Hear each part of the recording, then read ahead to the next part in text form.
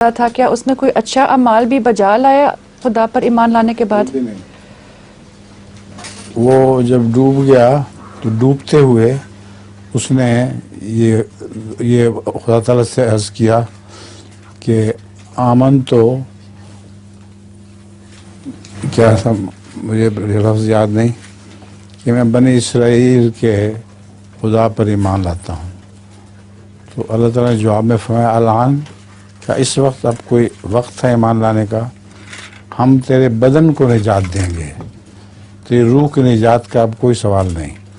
چنانچہ یہ معجزہ ہے قرآن کریم کا کہ قرآن کریم کے بیان کے مطابق فرعون کا بدن نکال لیا گیا تھا اور وہ ابھی زندہ تھا، اس لیے وہ اس کے نکلنے کے بعد